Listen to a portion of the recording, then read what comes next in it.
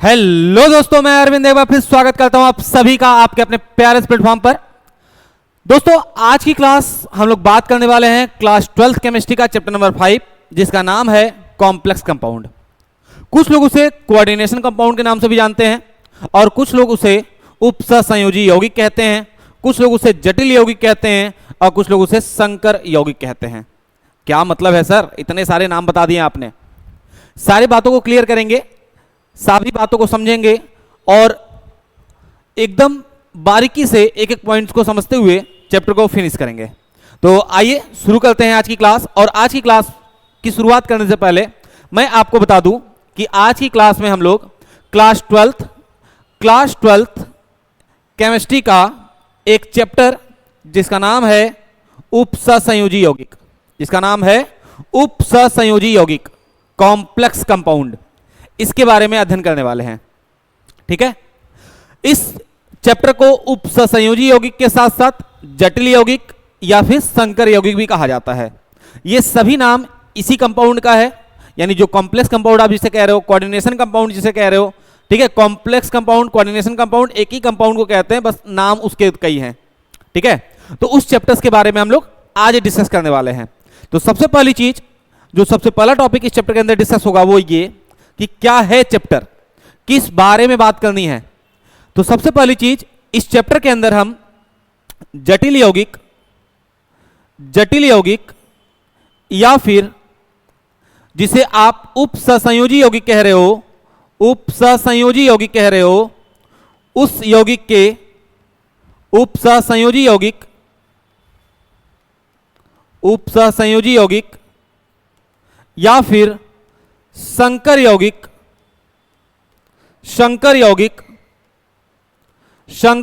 के निर्माण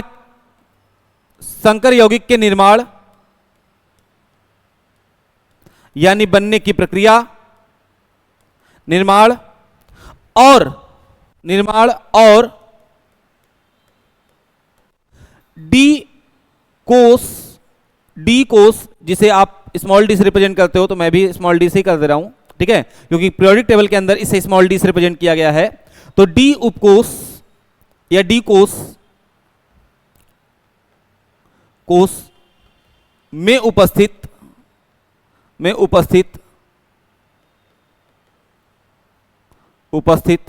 सभी तत्वों के गुणों का अध्ययन किया जाएगा।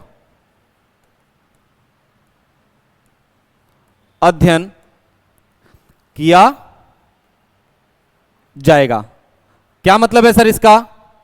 इसका मतलब यह है कि इस चैप्टर के अंदर कोई कॉम्प्लेक्स कंपाउंड, कोई कोऑर्डिनेशन कंपाउंड या फिर कोई संकर यौगिक जो होता है उसका निर्माण कैसे होता है, और उस निर्माण के दौरान जो डी ब्लॉक के एलिमेंट्स होते हैं, डी कोष के ये तत्व जो होते हैं, वे सभी तत्व इनमें क्या अपना महत्वपूर्ण योगदान देते हैं। तो उस अवस्था में उन सभी तत्वों के गुणों के बारे में भी अध्ययन किया जाएगा। यानी चैप्टर की शुरुआत में आपको यह बात क्लियर हो गई कि इस चैप्टर में हम करने वाले क्या हैं। तो इस चैप्टर में हम कॉम्प्लेक्स कंपाउंड को बनाने वाले हैं, यानी कॉम्प्लेक्स कंपाउंड को बनाएंगे कैसे, बनेगा कैसे और उसके गुणों का अध्ययन कैसे किया जाएगा, ये सारी बातें की जाएंगी। उम्मीद है क्लियर हो गई बातें।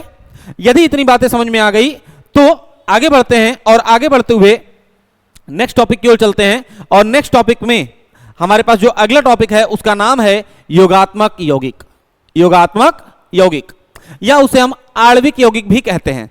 योगात्मक यौगिक को हम आणविक यौगिक भी कहते हैं। इसे एडिशनल मॉलिक्यूल कहिए या फिर मॉलिक्यूलर कंपाउंड कहिए। ठीक है, एडिशनल कंपाउंड कहिए या फिर मॉलिक्यूलर कंपाउंड कहिए। मॉलिक्यूलर कंपाउंड तो ठीक है भाई, लेकिन योगात्मक यौगिक की बात जब आप करोगे तो नाम से ही क्लियर हो रहा है कि एक ऐसा यौगिक जो 2-3 चीजों से जुड़ के बनेगा, 2-3 चीजों के योग से बनेगा। क्योंकि एक सिंगल चीज में, एक सिंगल ऑब्जेक्ट में तो योग हो नहीं सकता। किसी चीज को जोड़ने के लिए मतलब आप किसी चीज को जोड़ोगे तो 2 लोग होंगे तभी तो जोड़ोगे, एक सिंगल तो कुछ जुड़ता नहीं है। तो अब 2 लोग यदि आपस में जुड़ेंगे तब जाके योगात्मक होगा। तो यानी यहां पर आपसे यह कहा जा रहा है कि 2 यौगिक को जोड़ना है। किसको जोड़ेंगे भाई? तो यहां पे जो जुड़ेगा वो होगा लवण। क्या होगा? लवण। ठीक है, लवण क्या होता है सर? तो आपने कक्षा 10 के अंदर एक चैप्टर पढ़ा होगा अम्ल क्षार लवण, वहां पे आपको लवण की परिभाषा बताई गई होगी कि लवण क्या होता है। तो लवण की यदि परिभाषा की बात की जाए तो आपको वहां पर एक टॉपिक पढ़ाया गया होगा उदासीनीकरण अभिक्रिया, ठीक है, जिसे इंग्लिश में कहते हैं न्यूट्रलाइजेशन रिएक्शन।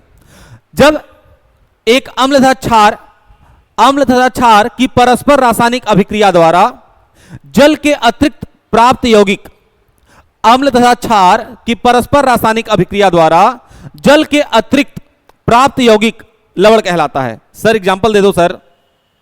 यदि एग्जांपल की बात करें तो यहां पर एक एग्जांपल लिया HCl जो एक अम्ल है, और एक एग्जांपल लिया NaOH जो एक क्षार है। जब आप इसको रिएक्ट कराओगे तो यहां से ये Na और ये Cl कंबाइंड होकर निकल जाएंगे और यहां बचेगा HOH। ठीक है, तो क्या मिल जाएगा? NaCl plus H2O।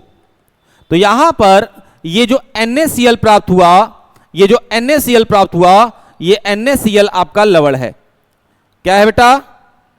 लवण। ठीक है, क्या है? लवण है।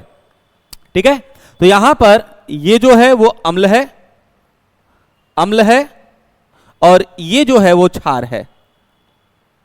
ठीक है, और अम्ल और क्षार की रासायनिक अभिक्रिया द्वारा जल के अतिरिक्त ये जो आपके पास बना हुआ है इसे हम जल कहते हैं। जल के अतिरिक्त प्राप्त यौगिक लवण कहलाता है। जल के अतिरिक्त जो भी यौगिक प्राप्त हुआ है उसे हम लवण कहेंगे। ठीक है बेटा, उम्मीद है बात समझ में आ रही होगी। यानी कि आपको यह समझ में आ गया कि इस चैप्टर के अंदर हम जो बना रहे हैं उसको किससे बनाएंगे? तो भैया लवण के कॉम्बिनेशन से बनाएंगे। यानी दो या दो से अधिक लवण जब आपस में संयुक्त होकर एक सिंगल यौगिक का फॉर्मेशन करते हैं, एक सिंगल कंपाउंड का फॉर्मेशन करते हैं, तो वो जो यौगिक होता है उसे हम योगात्मक यौगिक कहते हैं। क्या कहते हैं? योगात्मक यौगिक कहते हैं। और वह योगात्मक यौगिक जो होता है डबल सॉल्ट होता है, द्वि सॉल्ट होता है। ठीक है, द्विक सॉल्ट होता है, द्विक लवण होता है। तो क्यों सर? क्योंकि भाई जब दो लवण आपस में मिलकर एक बृहत लवण बनाएंगे तो वो बना कैसे है? दो लवण के कॉम्बिनेशन से ना, तो इसलिए हम उसे क्या कहते हैं? वह द्विक लवण है। ठीक है, अब आइए बात करते हैं कि सर योगात्मक यौगिक की परिभाषा क्या बनेगी। योगात्मक यौगिक की परिभाषा क्या बनेगी? ठीक है, तो परिभाषा बनती है जब दो या दो से अधिक, जब दो या दो से अधिक, दो से अधिक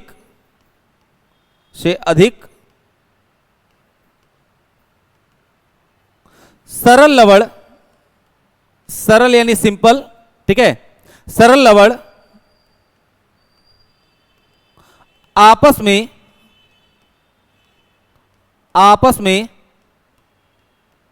संयुक्त होकर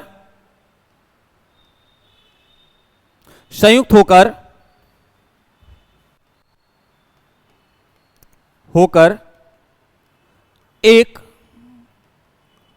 जटिल यौगिक का निर्माण करते हैं।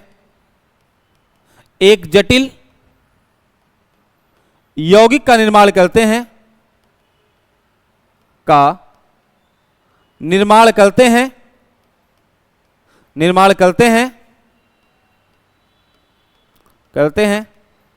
तो ऐसे यौगिक को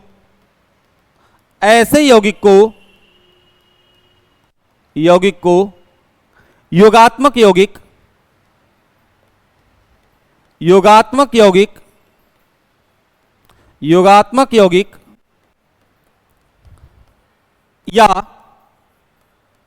या आणविक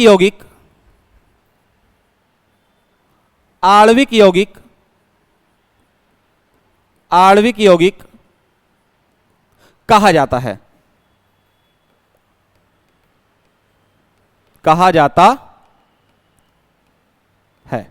ठीक है भाई, समझ में आई? यानी कि योगात्मक यौगिक या आणविक यौगिक की परिभाषा क्या है? सिंपल सी बात है, जब दो या दो से अधिक सरल लवण आपस में संयुक्त होकर एक जटिल या संकर यौगिक का निर्माण करता है तो उसे हम योगात्मक या आणविक यौगिक कहते हैं। ठीक है, योगात्मक या आणविक यौगिक कहते हैं। यदि एग्जाम्पल की बात करें तो इसमें एग्जाम्पल आपके पास बनेगा, आप फेरस सल्फेट ले लीजिए FeSO4 प्लस इसको ammonium sulphate NH4 whole twice SO4 plus 6H2O के साथ रिएक्ट करा दीजिए।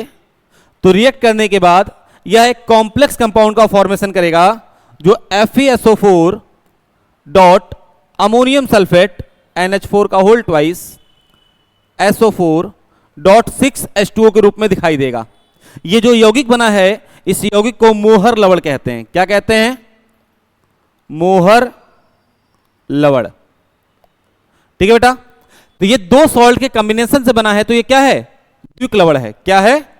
द्विक लवण है या एक कॉम्प्लेक्स है।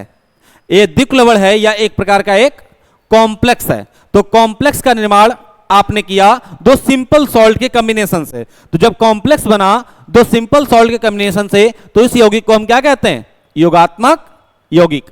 योगात्मक यौगिक भी कहते हैं या इसी को आणविक यौगिक के नाम से भी जाना जाता है।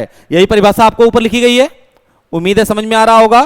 तो ये जो कॉम्प्लेक्स कंपाउंड आपके पास बना, यानी ये जो जटिल यौगिक बना जिसे आप योगात्मक यौगिक भी कहोगे, ये जटिल यौगिक को दो वर्गों में डिवाइड किया गया है। ठीक है, कितने वर्गों में डिवाइड किया गया है? दो वर्गों में, एक द्विक लवण के रूप में और एक उपसंयोजी यौगिक के रूप में। तो ये जो आपके पास मिला, ठीक है, ये द्विक लवण या उपसंयोजी यौगिक है। इसका आइडेंटिफिकेशन कैसे किया जाएगा? सर ये कैसे पता चलेगा कि ये जो यौगिक मिला हुआ है ये द्विक लवण है या फिर उपसंयोजी यौगिक है? तो सबसे पहली चीज, यहां पर ये जो कंपाउंड आपको मिला हुआ है, इस कंपाउंड को, यह जो कंपाउंड है, यदि इस कंपाउंड को आप कहीं डिजोल्व कर रहे हो, ठीक है, कहीं पर आप इसे डिजोल्व कर रहे हो और ये डिजोल्व होने के बाद अपना अस्तित्व खो देता है, मतलब इसके सभी आयंस या सभी एलिमेंट्स आयनित हो जाते हैं। ठीक है, अपना अस्तित्व खो देता है या अपना स्थायित्व खो देता है, तो उस अवस्था में यह द्विक लवण कहलाएगा। क्या कहलाएगा? द्विक लवण कहलाएगा। मतलब यह है कि द्विक लवण क्या होता है भाई? तो द्विक लवण एक ऐसा यौगिक जो होता है जो अस्थायी होता है। क्या होता है? अस्थायी होता है, जिसे आसानी से आयनित किया जा सकता है। क्या किया जा सकता है? आयनित किया जा सकता है। आयनित किया जा सकता है।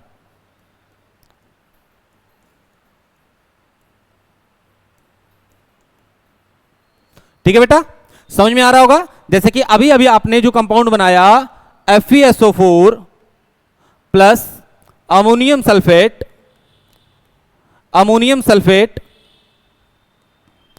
प्लस 6H2O,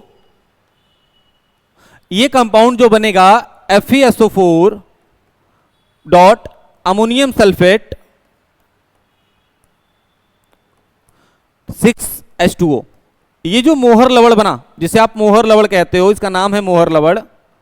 ठीक है, मोहर लवण। ये जो कंपाउंड बना, ये कंपाउंड स्टेबल है। स्टेबल होने का मतलब क्या है कि क्या इसका स्थायित्व कितना है? क्या इसको किसी लिक्विड में जब डिजोल्व किया जाएगा, किसी भी प्रकार के लिक्विड में इसको डिजोल्व किया जाएगा, तो ये अपना स्थायित्व ऐसे ही बनाए रखेगा या फिर वहां आयनित हो जाएगा? तो ये ऐसा लवण है, ये ऐसा द्विक लवण है जो कि जब किसी लिक्विड में आप इसे डिजोल्व करोगे तो डिजोल्व होने के बाद ये अपने आयंस के फॉर्म में ब्रेक हो जाएगा। ठीक है, आयंस के फॉर्म में टूट जाएगा। जैसे यहां पर Fe double plus SO4 double minus में टूट जाएगा, अमोनियम सल्फेट में NH4 प्लस आयन और SO4 डबल माइनस में टूट जाएगा और H2O बाहर हो जाएगा। तो इसका स्थायित्व नहीं है ना, ये स्टेबल नहीं है। जो स्टेबल नहीं है उसे हम क्या कहते हैं? द्विक लवण कहते हैं। आपको यही बताया कि द्विक लवण जो होता है वो स्टेबल नहीं होता है, वो आसानी से आयनित किया जा सकता है, आसानी से वो आयनित होता है। लेकिन वहीं पर जब आप कॉम्प्लेक्स कंपाउंड की बात करोगे, उपसंयोजी यौगिकों की बात करोगे, तो उपसंयोजी यौगिक जो होते हैं वो आसानी से आयनित नहीं होते हैं। ठीक है, आसानी से आयनित नहीं होते हैं। कह दो ठीक है सर कोई बात नहीं है, यदि वो आसानी से आयनित नहीं होते तो उसके एग्जाम्पल दे दो। उसके एग्जाम्पल से पहले अभी आपको एक एग्जाम्पल दिया मैंने द्विक लवण के अंदर, एक दो एग्जाम्पल और देख लो आप इसके अंदर, उसके बाद फिर हम उधर की ओर बढ़ेंगे। इसके अलावा यदि मैं आपसे कहूं तो आपने पोटास एलम का नाम सुना होगा, पोटास एलम, बोलो भाई पोटास एलम का नाम सुना है क्या? कितने लोग कह रहे हैं नहीं सुने हैं? ठीक है, पोटास एलम को साधारण तरीके से फिटकरी कहा जाता है। अब तो सुना होगा, फिटकरी सुना है ना? पोटास एलम, पोटास एलम इसका रासायनिक नाम है और इसे जनरल लैंग्वेज में, जिस आम बोलचाल की भाषा में, हम इसे फिटकरी कहते हैं। ठीक है, फिटकरी क्या फार्मूला होता है? जल्दी से आप लोग कमेंट करके हमें बता दीजिए कि पोटास एलम का फार्मूला क्या होता है। यदि पोटास एलम के फार्मूले की बात करें तो पोटास एलम का फार्मूला होता है K2SO4 Al2 SO4 का होल थ्राइस 24H2O। ठीक है, यह भी एक प्रकार का द्विक लवण है और द्विक लवण की प्रॉपर्टी यह होती है कि द्विक लवण स्टेबल नहीं होता है। द्विक लवण को आसानी से तोड़ा जा सकता है, आसानी से उसे आयनित किया जा सकता है। ठीक है, उसके अलावा यदि और एग्जांपल्स की बात करें तो आप इसके अंदर और एग्जांपल ले सकते हो, क्रोम एलम की बात कर सकते हो। ठीक है, क्रोम एलम क्या होता है? क्रोम एलम का फार्मूला होता है K2SO4 CrSO4 का होल थ्राइस 24H2O, 24H2O। इसे क्रोम एलम कहते हैं। ऊपर वाले को पोटास एलम कहते हैं, नीचे वाले को क्रोम एलम कहते हैं। क्या कहते हैं बेटा? Chrome alum. ठीक है, ठीक है, तो दो तीन एग्जांपल मैंने दिए इसके अंदर। किसके अंदर? द्विक लवण के अंदर। एक आपको पहले मिला था मोहर लवण का, दूसरा मिला था पोटास एलम का, तीसरा मिला क्रोम एलम का। ये सभी एग्जांपल्स आपके द्विक लवण के हैं। कोई पूछे द्विक लवण क्या होता है तो द्विक लवण एक ऐसा यौगिक होता है जो दो या दो से अधिक सरल लवणों के कॉम्बिनेशन से या उनके संयोजन से प्राप्त होता है, लेकिन यह अस्थायी होते हैं। इनको आसानी से आयनित किया जा सकता है। जब किसी जल में या जब किसी प्रकार के विलायक में इन्हें घोला जाएगा तो ये आसानी से वियोजित हो जाते हैं, आसानी से आयनित हो जाते हैं, तो उन्हें हम द्विक लवण कहते हैं। अब बात ये आती है कि सर द्विक लवण तो समझ में आ गया, अब एक चीज बता दो कि उपसंयोजी अथवा जटिल अथवा संकर किसे कहते हैं? ठीक है, तो आप यौगिक कह लो, उपसंयोजी यौगिक, जटिल यौगिक अथवा संकर यौगिक। तो जैसा कि आपको हेडिंग में दिख रहा होगा कि ये सभी के सभी कंपाउंड एक ही हैं, बस इनका नाम अलग अलग है। ठीक है, एक ही कंपाउंड है क्योंकि सब में अथवा कर करके लिखा है ना बेटा, अथवा कर करके लिखा है, यानी ये सभी कंपाउंड एक ही हैं, लेकिन लोग अलग अलग नाम से जानते हैं। जैसे एक बच्चे का नाम होता है ना, घर का अलग होता है, स्कूल का अलग होता है। पता चला घर का नाम पिंटू है, चिंटू है। ठीक है, स्कूल में जाके नाम उसका आदित्य विक्रम सिंह है। ठीक है, स्कूल में जाके पता चला उसका नाम उसका नाम सूर्य प्रताप सिंह है। ठीक है, तो भाई स्कूल और घर, घर पे हम उसे प्यार से कुछ भी बुलाते हैं, छोटू बुला लिया। ठीक है, जो भी घर वाले ऐसे प्यार से नाम रख दें, बट एक घर का नाम है और एक स्कूल का नाम है। अब ये दोनों नाम तो उसी बच्चे का है ना, ऐसा थोड़ी है कि एक नाम उसका है और एक नाम किसी और का है जिसको बुलाया है, नहीं, एक ही बच्चे का नाम है लेकिन दो अलग अलग नाम है। ठीक है, उसी तरीके से एक ही कंपाउंड को इतने नामों से जाना जाता है। कुछ अलग नहीं है, सेम चीजें हैं, सेम चीजें हैं, सेम कंपाउंड्स हैं, बस सेम कंपाउंड्स को इतने नामों से जाना जाता है। कदू सर इतने नामें याद करनी पड़ेंगी? हाँ बेटा याद करनी पड़ेंगी, क्योंकि किसी भी नाम से क्वेश्चन आपके एग्जाम में पूछा जा सकता है। कभी वो कॉम्प्लेक्स कंपाउंड कहते हैं, मतलब कभी उपसंयोजी यौगिक कहते हैं, कभी जटिल यौगिक कहते हैं, कभी शंकर आयन या संकर यौगिक कहते हैं। तो अब उस केस में आप कोई भी नाम मिस नहीं कर सकते हो। ऐसा नहीं कर सकते हो कि सर एक नाम याद कर लेते हैं और एक नाम के बेसिस पे काम कर लेंगे, नहीं। पता चला आप उपसंयोजी याद करके गए हो और एग्जाम में आपसे संकर यौगिक पूछ लिया गया या फिर जटिल यौगिक पूछ लिया गया, तो क्या करोगे कि सर ये वाला तो हमको पता ही नहीं है। पता तो आपको है ही, लेकिन आप कह रहे हो ये वाला तो हमको पता ही नहीं है, तो उस केस में छोड़ के चले आए, और छोड़ के चले आए तो घर आके मिलाए तो सर दीवार पे मार रहे थे, अरे यार ये तो अपने को आ ही रहा था, हम कर ही नहीं पाए। ठीक है, तो ऐसा काम नहीं करना है, ऐसा काम नहीं करना है आपको। इसके सभी नाम आपको अच्छे से याद रखने हैं। अब यदि कहा जाए कि इसकी परिभाषा क्या बनेगी सर? यदि इसके परिभाषा की बात करें तो परिभाषा बनती है वे जटिल यौगिक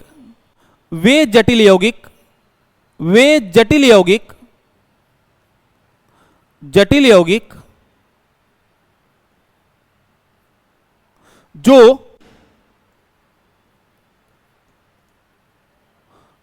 किसी विलायक में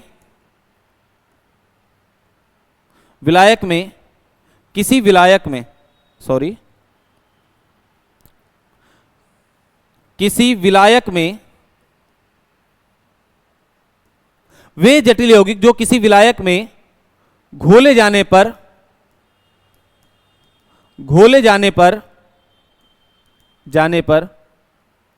अपना अस्तित्व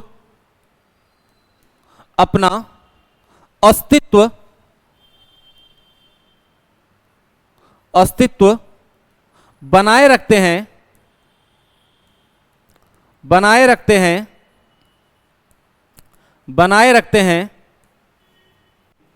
उपसहसंयोजी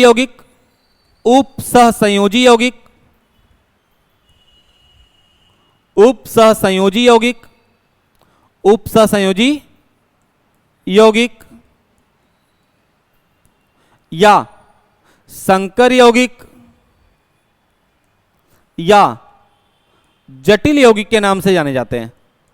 जटिल यौगिक के नाम से जाने जाते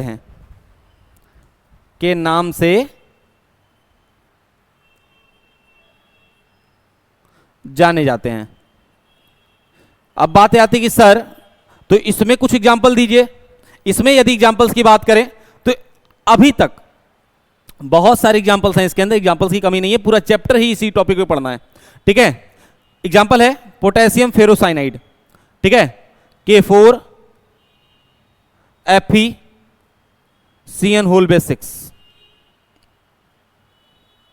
ठीक है, पोटेशियम फेरोसाइनाइड इसे शॉर्ट फॉर्म में कह लेते हैं, लेकिन इसकी आईयूपीएसी नेमिंग जो होती है वो होती है पोटेशियम हेक्सासाइनोफेरेट 2। ठीक है, अब वो कैसे लिखते हैं वो आपको आगे बताया जाएगा। ये हो गया। अब ये कह दो कि सर ये जो कंपाउंड आप लिखे हो इसे उपसहसंयोजी यौगिक या संकर यौगिक क्यों कहते हैं? तो बेटा मैंने आपको अभी अभी बताया कि किसी भी कंपाउंड को आप उपसहसंयोजी यौगिक या संकर यौगिक इस शर्त पे कह सकते हो कि वह यौगिक किसी भी विलायक में विलय होने पर अपने अस्तित्व को ना खोने दे, यानी जो इसकी आइडेंटिटी है वो उसे बचाए रखे।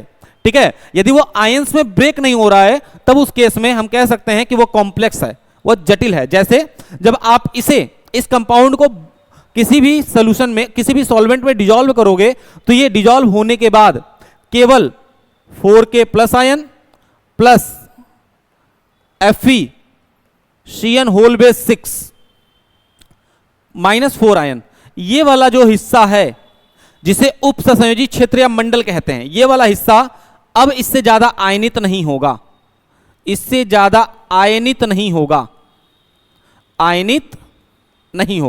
और यहां पर जो है बस ये इतना पर रहेगा।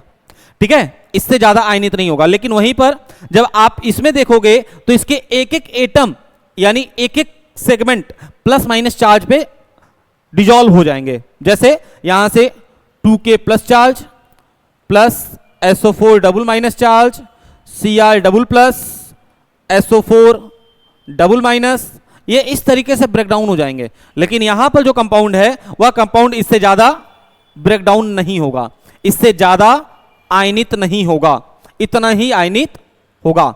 उम्मीद है बात समझ में आ रही होगी।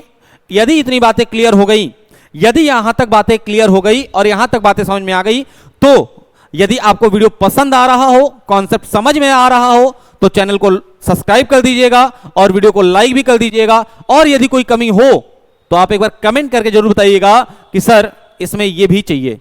आपको यदि ये जो चैप्टर मैं पढ़ा रहा हूं इसके नोट्स चाहिए तो आप इस नोट्स के लिए आप हमारा टेलीग्राम चैनल ज्वाइन कर सकते हैं। इसका लिंक डिस्क्रिप्शन में आपको मिल जाएगा, वीडियो के डिस्क्रिप्शन में टेलीग्राम चैनल का लिंक मिल जाएगा। आप वहां से वीडियो का मतलब टेलीग्राम चैनल का लिंक ज्वाइन करके आप वहां से इस चैप्टर का नोट्स भी, हैंड रिटन नोट्स प्राप्त कर सकते हैं।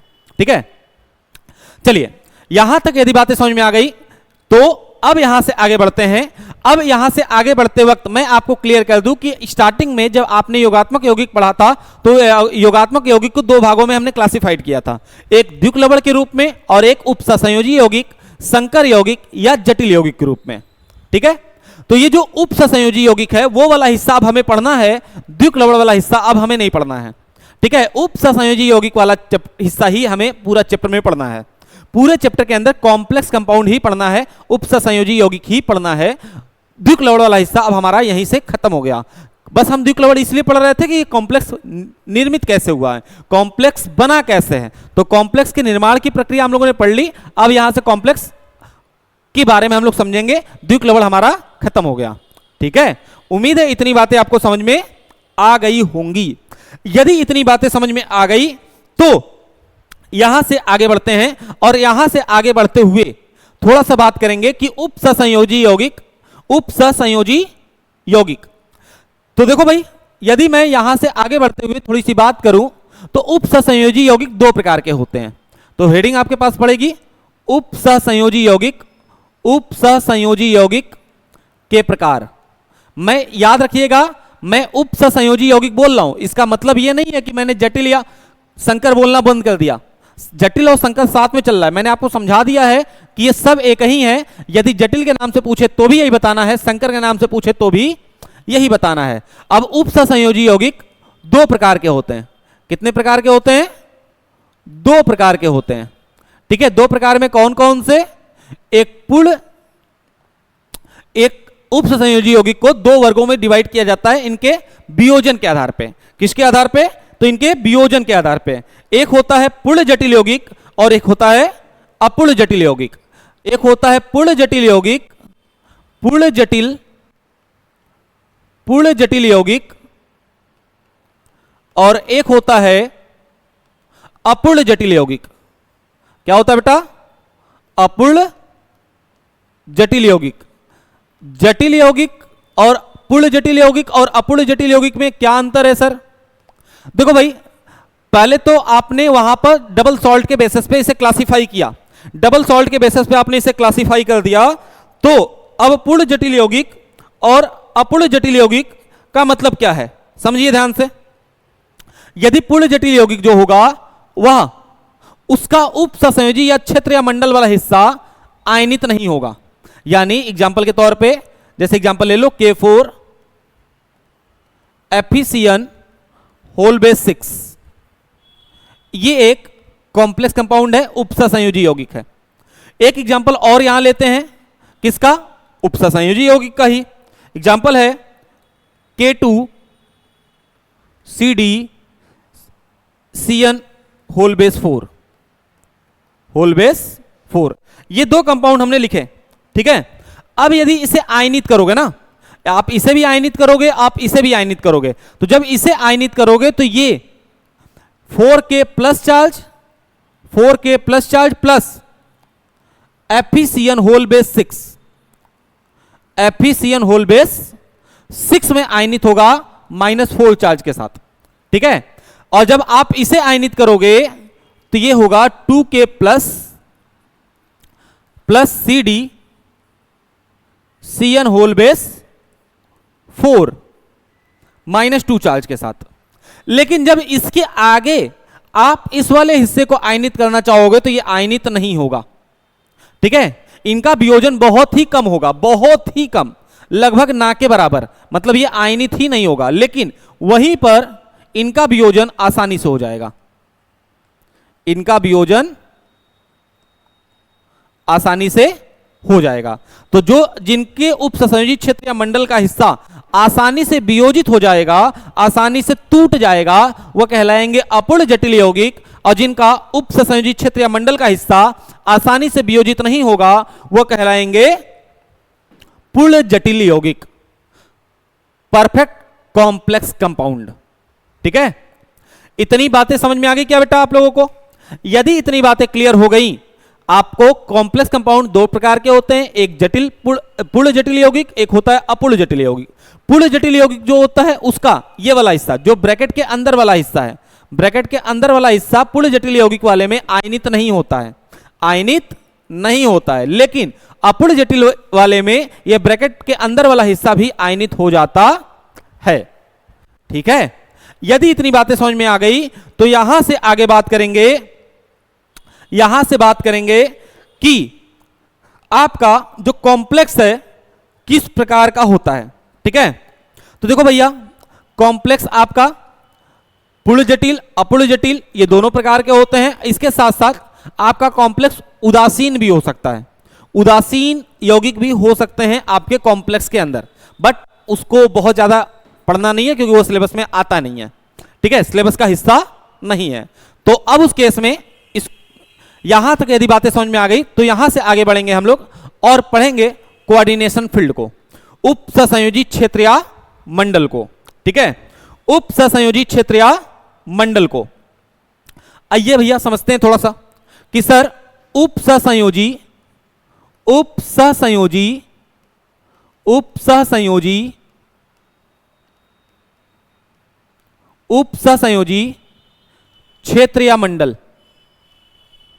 क्षेत्रीय मंडल आप देखोगे तो क्षेत्रीय मंडल में मैंने स्लैश मारा है। इसका मतलब यह है कि क्षेत्रीय मंडल सेम ही चीज होता है, बस इसका भी दो नाम है। ठीक है, इसे हम कोऑर्डिनेशन फील्ड कहते हैं, कोऑर्डिनेशन फील्ड कहते हैं इंग्लिश में। ठीक है, अब होता क्या है सर कोऑर्डिनेशन फील्ड?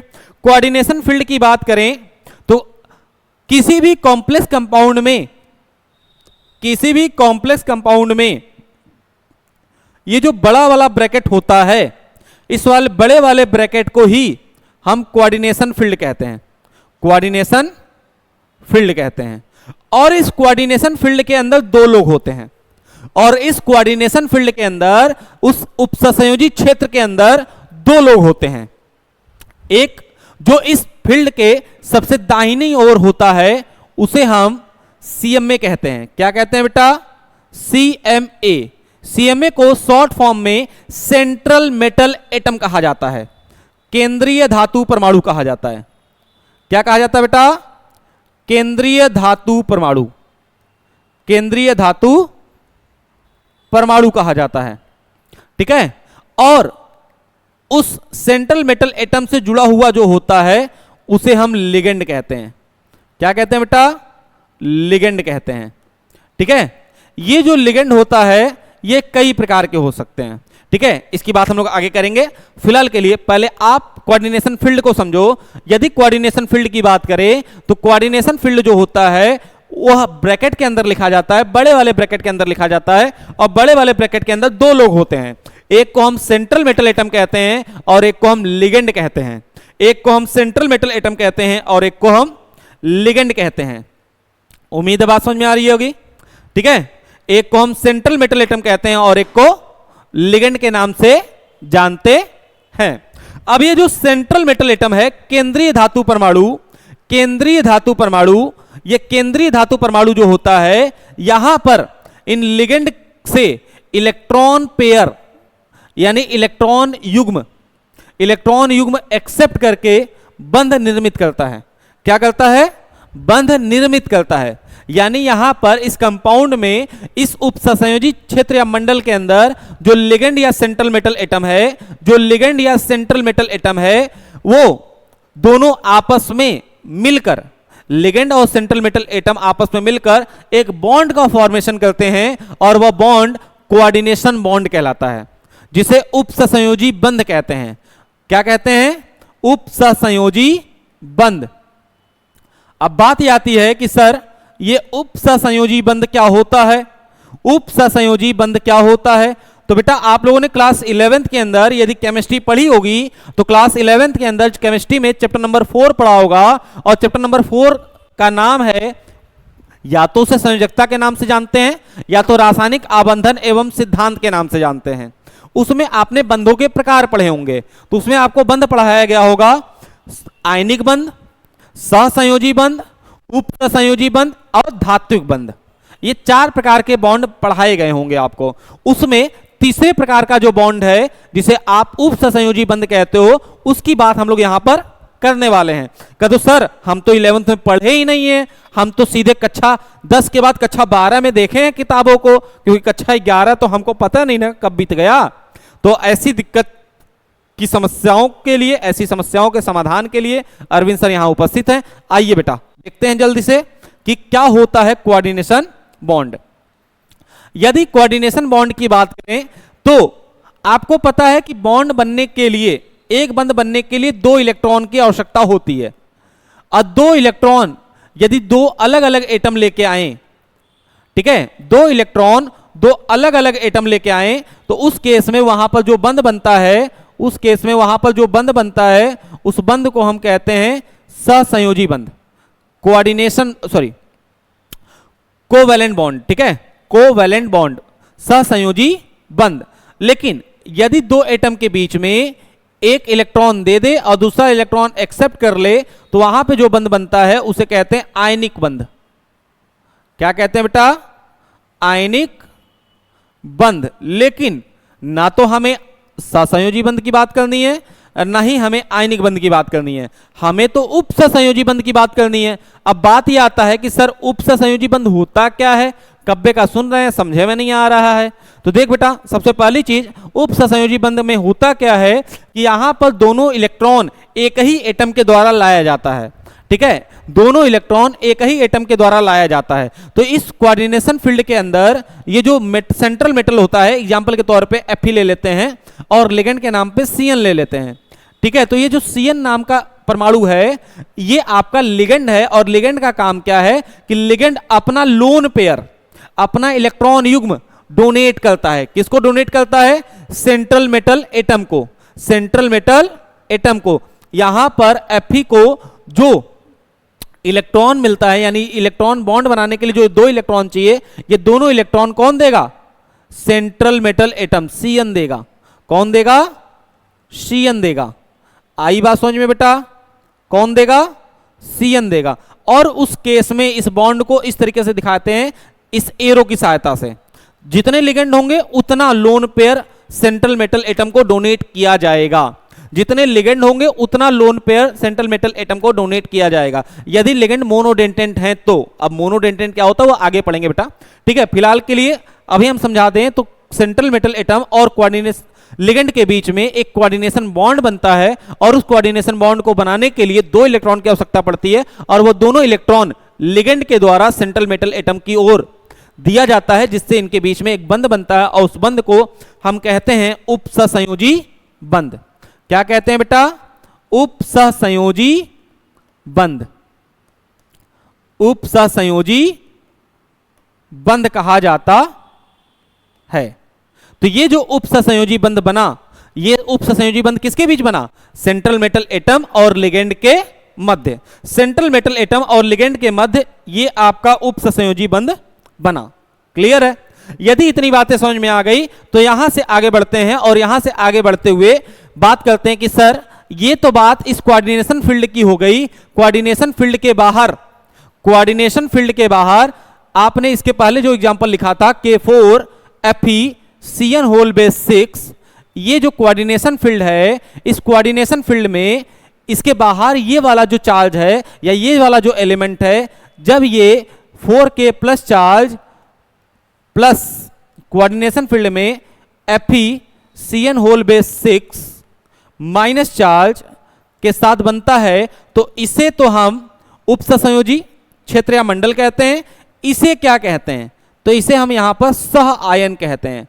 क्या कहते हैं बेटा? सह आयन। बात समझ में आ रही है? इसे क्या कहते हैं? सह आयन के नाम से जाना जाता है। बात समझ में आ रही है क्या सबको?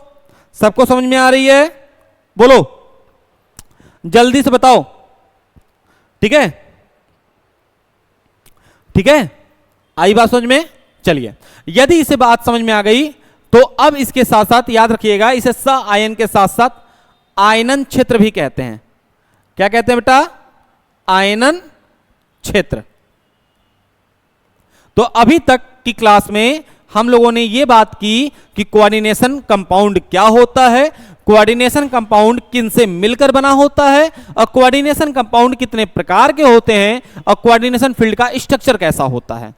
ठीक है, यदि इतनी बातें समझ में आ गई तो आज का लेक्चर नंबर 1 यहीं तक रखा जाएगा, और इसके बाद वाले लेक्चर्स के अंदर हम कोऑर्डिनेशन फील्ड को थोड़ा सा इलुब्रेट करेंगे।